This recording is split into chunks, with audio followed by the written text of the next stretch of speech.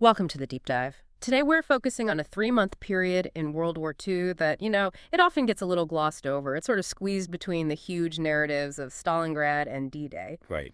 We're locking on to April to June 1943. And our mission today is to really understand why this specific window, right in the heart of the conflict, was so absolutely critical. It's the moment when everything starts to click into place. Exactly. This is when all those long-term strategic plans, the immense logistical efforts of the Allies, they finally converge. It's where years of struggle turn into just undeniable momentum, and it's happening all across the globe. Yeah, if you think about the major battles of 1942, like Midway or the first Soviet stands, those are the first seismic shifts. But this 3-month span in 43, this is when the plays actually start moving decisively in the Allied direction. So what are we looking at today, source-wise? We're looking at sources that really reveal the complexity of executing a global war. We'll be analyzing these massive strategic reorganizations, some crucial intelligence triumphs that completely changed tactical outcomes, and, the grim political and humanitarian reality that's going on behind the headlines. It's not just about the fighting, then. Not at all. This was a period of consolidation, and just as important, decisive planning for what was coming next. And that consolidation meant action pretty much everywhere. Our deep dive today is going to be expansive. We're dissecting the final definitive defeat of the Axis in North Africa. A huge moment. We're also looking at the brutal, almost existential fight for the Atlantic supply lines, the technological and strategic escalation of the air war over Germany, and some of the pivotal intelligence victories in the Pacific that, they were targeting the highest levels of Japanese command. And for you listening, the key takeaway from all of this is understanding the resolve. By this point, the political leadership of the West, so Roosevelt and Churchill, they were getting clearer, undeniable facts about the scale of the Nazi genocide in Europe. And that had to change things. It hardened their determination completely. They weren't just fighting for territory or, for dominance anymore. They were fighting against an existential, barbaric ideology. This period, April to June 1943, this was where they successfully cleared the board to set the stage for the liberation of Europe. Which would start just the next month with the invasion of Italy. Exactly. Okay, so let's unpack that victory in North Africa. It was, for the Axis, one of their most, I think you could say, humiliating strategic defeats. The groundwork had been laid back in November 42 with Operation Torch. Right, the Allied landings in French North Africa. The plan was for American and British forces to move east from Algeria into Tunisia and to quickly seize those key port cities. But they hit a snag. A massive one, actually. Even though they managed to secure the allegiance of a lot of Vichy French commanders and their troops, the Allied forces were still pretty green. They ran into unexpectedly stiff German and Italian resistance. So Hitler hadn't given up on Africa? Not at all. He was desperate to hold a defensive line in the Mediterranean. He was just pouring men and resources across the Sicilian Narrows into Tunisia. He was essentially reinforcing a distant beachhead that, honestly, was already doomed. And that really highlights something important. The Axis was retreating, sure, but they weren't strategically incompetent. Down to the south, you have Montgomery's battle-hardened 8th Army, the famous Desert Rats. Yeah. They had already completed this staggering pursuit all the way from El Alamein, pushing the Germans back from Libya across hundreds and hundreds of miles of desert right into Tunisia. And that continuous combat had taken a huge toll on the enemy. Our sources show Erwin Rommel, the Desert Fox, was suffering immensely from strain, from illness. He's ultimately recalled by Hitler and replaced. But his replacement didn't just roll over. The defense was left largely in the hands of Field Marshal Albert Kesselring, who was the supreme commander of Axis forces in the Mediterranean. And Kesselring's tenacity was, it was remarkable. He managed to strategically slow down that relentless Allied advance from the west across Tunisia. He was buying time. And what's fascinating from a sort of technical military perspective is how the Germans were adapting their hardware. Oh, absolutely. They were using upgraded Panzers, specifically the Panther Lafitte tanks, now equipped with these powerful, long-barreled 75mm guns. And these weren't just random upgrades. No. This was a direct result of their disastrous encounters with heavy Soviet tanks on the Eastern Front. So the Allies in Tunisia were fighting a technologically improved enemy, even while that enemy was completely cornered. They were trying to make every single inch costly, but by April, the Allied pressure was just relentless. They were constantly strengthening their position, more tanks, more aircraft, and crucially, superior air support that was just relentlessly targeting Axis supply lines crossing the Med. which leads to this decisive merging of the Allied forces. The American and British First Army coming from the west, they finally link up with Montgomery's Eighth Army coming from the east. That link up in early April 43 had to be a huge morale boost. A massive one. But it also presented a fascinating sort of clash of cultures. The newly arrived American and British troops from the First Army, they meet these Eighth Army veterans. The scruffy ones. Exactly. Scruffy, sunburnt, known for their loose discipline. But the sources note that these newcomers were immediately impressed by the unified, almost spiritual fighting spirit of the Desert Rats.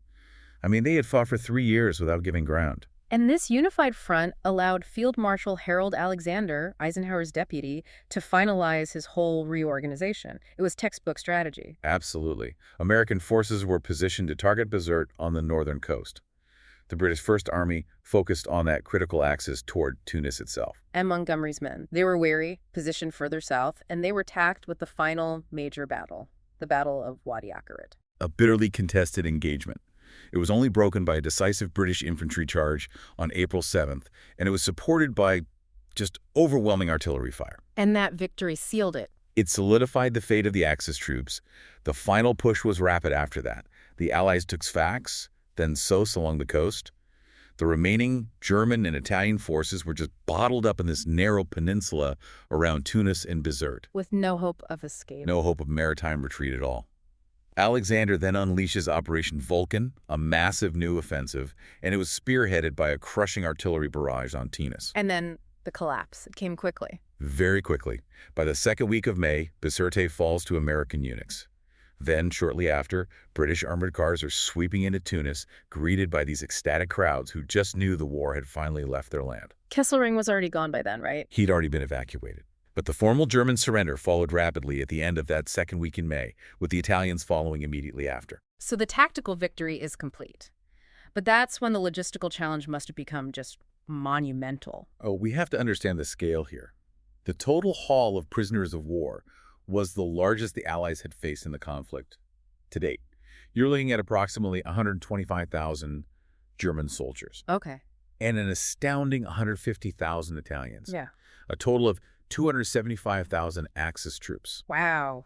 What are the immediate implications of that? I mean, how do you manage 250,000 unexpected prisoners? This isn't just a number, it's an immediate crisis. It is a full-blown humanitarian and logistical crisis. They had to be disarmed, they had to be separated, especially the German officers from the Italians. They had to be interrogated, fed, housed. All while the infrastructure is in ruins. Exactly. The ports and roads of Tunisia were still heavily damaged. And remember, the Allies were already trying to stage for the next invasion, Sicily. This created an immediate, overwhelming demand on shipping and security personnel. It's a huge operational hurdle, but I imagine the strategic victory just trumped all of those concerns. It absolutely did. General Dwight D. Eisenhower was euphoric. He made this dramatic announcement that became one of the defining quotes of the whole campaign. The brood of the fox has been utterly destroyed. He was adamant about that. He was. He insisted that every man Hitler sent to Africa was now either dead or captured. And that news resonated immediately in Washington. Churchill was in the middle of these crucial strategy meetings at the Trident Conference. And he gets a message from Alexander within hours of the final surrender. It says, "The Tunisian campaign is over. All enemy resistance has ceased. We are masters of the North African shores." Masters of the North African shores. After years of fighting across those deserts, the Allies now controlled the entire southern flank of the Mediterranean. It was a complete strategic reset. And that loss in Africa immediately magnified the deep underlying cracks within the Rome-Berlin axis. The sources are really clear that the strain was particularly acute on the Italian side. They'd suffered far heavier losses. Far heavier. And their morale had just plummeted. The sheer number of Italian prisoners taken revealed this fundamental problem. Support for the Axis cause was rapidly, and I mean rapidly, faltering among the average Italian soldier. And that discontent wasn't just on the front line, was it? The home front was collapsing. Completely. Italian workers who had been drafted into German factories were unhappy. They felt treated like second-class citizens in what was supposed to be a partnership. Economically, the country was starving. And even Mussolini himself was having doubts. Oh, yeah. The figurehead of Italian fascism was questioning the value of the alliance. Germany was failing to deliver on promised supplies, especially crucial shipments of coal and oil that were needed to keep Italian industry and infrastructure from just collapsing. This all leads to that very fraught meeting between Hitler and Mussolini near Salzburg, late April 43. And witnesses were genuinely shocked by the Deuce's appearance. The sources describe him as looking visibly sick and despondent. He was frail, defeated. He went to that meeting ready to plead for an end to the fighting. He'd seen the writing on the wall. He saw the strategic reality. He urged Hitler to seek peace talks with the Allies, acknowledging that their position in the Mediterranean was completely unsustainable. But Hitler was, well, he was incapable of acknowledging defeat. Incapable. He immediately reverts to his aggressive browbeating style. He doesn't discuss reality. He insists on revolutionary zeal. He completely cajoled this hapless Mussolini into continuing the fight. On what grounds? He insisted that holding the Mediterranean, and he specifically cited Tunis, which ironically was already doomed by the time they met, was essential for the very survival of fascism in Italy. And Mussolini bought it. He left the meeting reluctantly agreeing to maintain the war effort. But the political damage was done. The Deuce's confidence was utterly shattered. So while Hitler is dealing with his failing junior partner, he's also fighting a massive PR crisis at home. A huge one. The German people were experiencing increasingly severe hardships. Bombing raids were intensifying, food was scarce, and that perception of the Third Reich's invincibility, Crushed at Stalingrad, was now just evaporating with the loss of Africa. Joseph Goebbels, the Minister of Propaganda, he had to work overtime just to maintain domestic morale. And then something horrific from the Eastern Front hands Goebbels a propaganda gift, albeit a truly terrifying one. Yeah. Near Smolensk, a local Russian peasant directs the occupying German forces to these mass graves hidden deep within the Katyn forest. And what they find is just a horror show. The investigation revealed a horrific discovery. The bodies of over 4,200 Polish officers.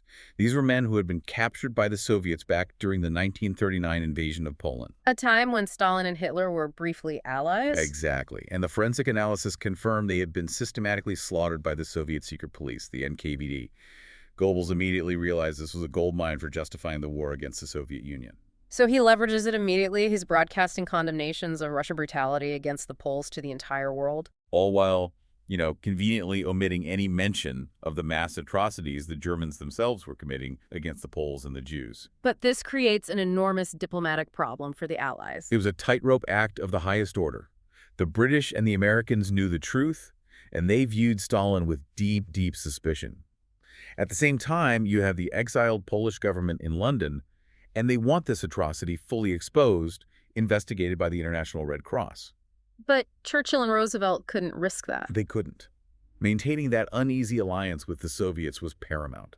The Russian front was still grinding down the bulk of the German army. They could not afford a catastrophic split. It took intense diplomatic maneuvering, basically sidelining the Polish government's righteous demands, to keep the wartime alliance intact and focus collective attention on the primary enemy, Nazi Germany. And amidst all these high-stakes political and military struggles, the reality on the ground across occupied Europe remained just relentlessly horrific. We have to pause here because the sources force us to confront a terrifying fact. By the summer of 1943, within just 2 years of the start of the final solution, more than half the Jewish population of Europe had already been murdered. The machinery of industrialized death wasn't slowing down. It was optimizing. The sources reveal this chilling expansion at Auschwitz-Birkenau. A new, larger gas chamber was installed, increasing capacity. And the rate. The average rate of murder was running at a horrifying 33,000 people a month. And the Nazis were meticulously documenting this, using clinical, bureaucratic language. They were constantly employing euphemisms like special action, Sonderaction, or special measures to mask the true genocidal scale of the program. The systematic destruction spurred these desperate acts of defiance, and nowhere was this clearer than in the Warsaw Ghetto Uprising, which erupted in April 1943. After months of mass deportations to the Treblinka extermination camp, starvation, disease, only about 60,000 residents were left. These were mainly young adults, and they were driven by the chilling knowledge that they had absolutely nothing left to lose. So they formed resistance groups. Secret resistance groups. They were smuggling in these pitifully small amounts of arms and explosives from the Polish underground outside the walls. And the motivation, it wasn't victory, was it? It was something else. It was dignity and the choice of how to die. When Heinrich Himmler, the head of the SS, decided it was time to eliminate the ghetto entirely, he sent in a heavily armed force, on April 19th. And the Jewish resistance fought back with this ferocious, desperate energy. They did, but they were facing SS units armed with tanks, flamethrowers, and dynamite squads designed to systematically level the buildings, block by block. The fighting lasted for nearly a month. They were outnumbered, outgunned, eventually forced into sewers and underground bunkers. But it was just a profound, brave, and desperate act of defiance against a massive military power. And in the end, 13,000 Polish Jews were killed in the revolt. Many of them burned alive as the SS methodically destroyed the entire district. And the Nazi response to this rebellion was swift. Swift and comprehensive. After eliminating Warsaw, Himmler issued these chilling orders on June 11th. He confirmed that the remaining ghettos in other Polish towns were to be completely emptied and dismantled. The goal was unambiguous. The total erasure of Jewish life from Poland, which had been the historic heartland of European Jewry. At the same time, far from the horrors of the camps, the Allies were intensifying the strategic air war against Germany's industrial heartland. Air Chief Marshal Sir Arthur Harris, Bomber Harris, he's the central figure here. Right, and he was haunted by the memory of the static slaughter of trench warfare in World War I. He believed that aerial bombardment was the only way to avoid years of attrition on the ground. To shorten the war by striking deep into the enemy's resources and their morale. And the heavy bombing campaigns of 43, they operated on a dual rationale based on British doctrine. The primary goal was destroying key industries, factories, oil refineries, railway yards. And the secondary goal was undermining civilian morale in the fatherland.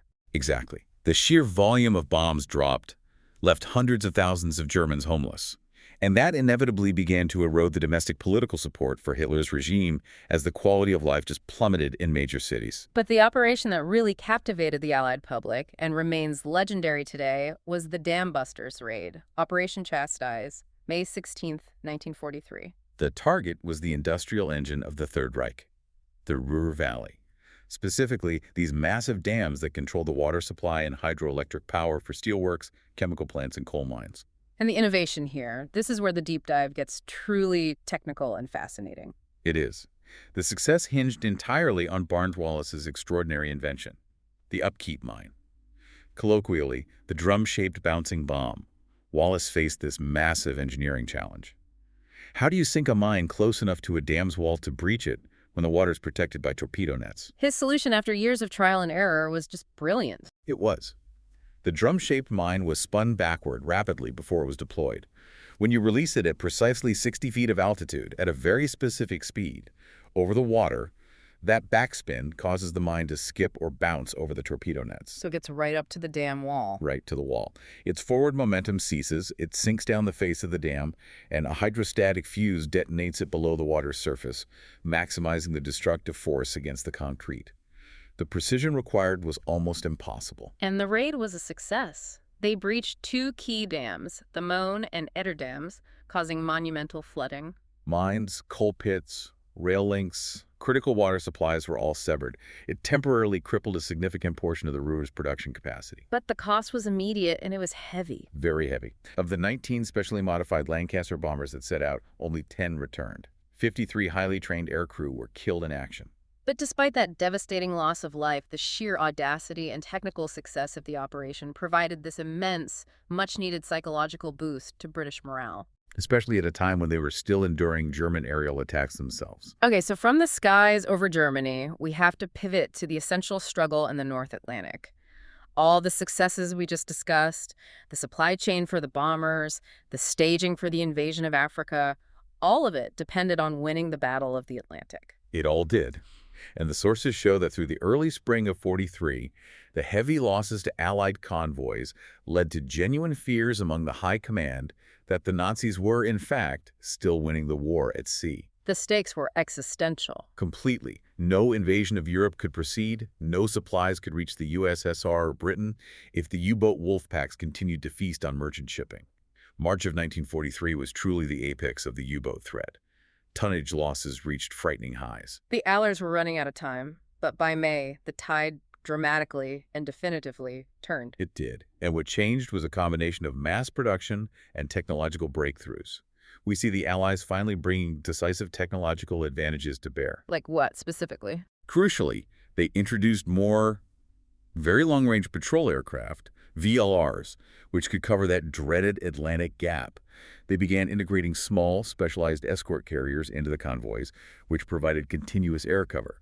And most significantly, they perfected high-frequency direction finding, or HFDF. Affectionately known as Huffduff. Exactly. And Huffduff was a game changer. It allowed escort ships to pinpoint the exact location of a U-boat the moment it surfaced to transmit a tactical radio message back to its commander, Admiral Karl Dönitz. So the hunter became the hunted. Almost instantly.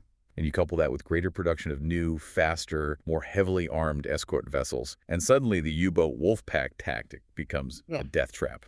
The German collapse then was brutal and swift. Incredibly so. By the end of May, a staggering quarter of the German Navy's entire operational U-boat strength was sunk in a single month. And the personal toll on the German command was acute. Right, Admiral Dönitz's own son. His son, Peter, was lost with his crew on the U-954 on May 19th. And that event really cemented the catastrophic reality for Dönitz. He realized the depth of the technological and numerical superiority the Allies had achieved. So he pulls them back. He withdraws the majority of his operational U-boats from the crucial North Atlantic routes. He recognized that continuing the fight there was simply sinking men and resources. The 2-year Axis campaign to sever Britain's lifeline had ended. The Allies had secured the Atlantic, and the door to Europe was now open. So with North Africa cleared and the Atlantic secured, attention shifts to the highest level of strategy. The Trident Conference in Washington, May 1943. Right. And Churchill addresses a joint session of Congress. He uses the opportunity to stress the central strategic doctrine, defeat Germany first. He argues this will inevitably cause Japan to collapse. But behind closed doors, the internal Allied disagreement over the next step was intense. Very intense.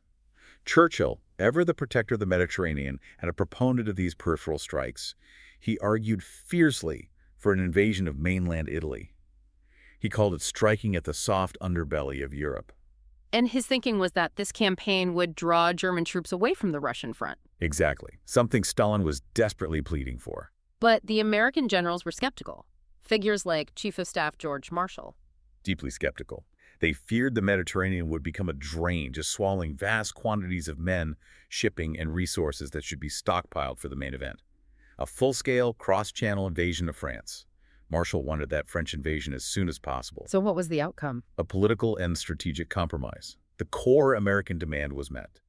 The full-scale invasion of France, Operation Overlord, was firmly set for early 1944 with a tentative date of May. But Churchill got his Italian campaign. He got his way for a lower priority, immediate campaign in the Mediterranean, starting with the invasion of Sicily, Operation Husky. The primary goal was to knock Italy out of the war immediately and secure the Med completely. But before Operation Husky, Eisenhower needed a dry run. And this focused on the tiny volcanic island of Pantelleria. Right. The island lay directly in the path between Tunisia and Sicily. Churchill famously called it a thorn in our side. Its Axis base had continually threatened British shipping. And Eisenhower's plan for Pantelleria was doctrinally, well, it was revolutionary. It really was. He wanted to use the island as a genuine testing ground. The question was, could saturation bombing subdue a heavily fortified defensive coastline and thus minimize the inevitably high casualties of an amphibious landing? The plan was to just pummel the target from the air so thoroughly that resistance would just cease, before the infantry even got their boots wet. And the bombardment was colossal. It lasted 5 weeks, starting in early May.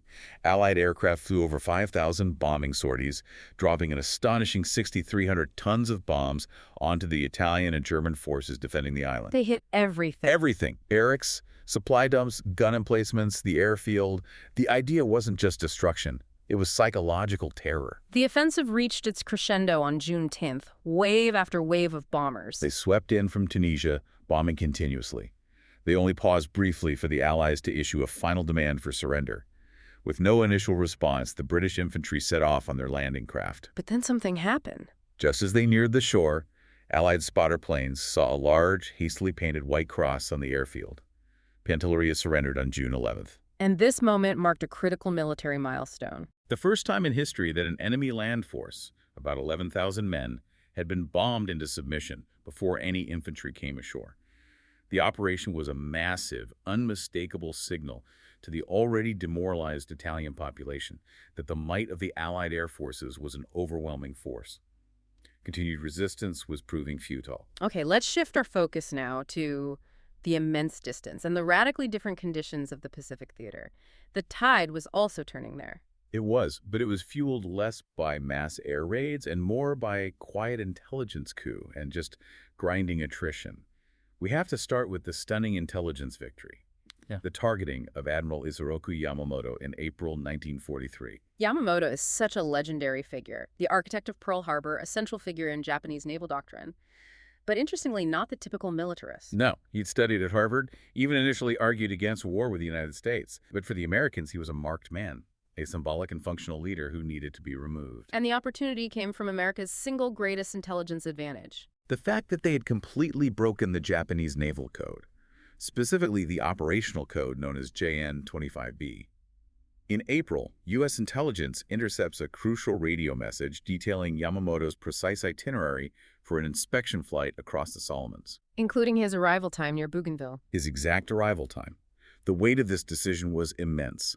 This was the assassination of a foreign military commander, ordered directly by President Roosevelt. So on April 18th, a squadron of 16 specialized long-range American fighters, P-38 Lightnings, flew this incredibly long mission from Guadalcanal to intercept the Admiral's flight. And they had to fly close to the wave tops to avoid detection by Japanese radar. Just an incredible feat of navigation and flying. And the interception was successful. It was. The P-38s found and attacked the two Mitsubishi Betty bombers carrying Yamamoto and a staff.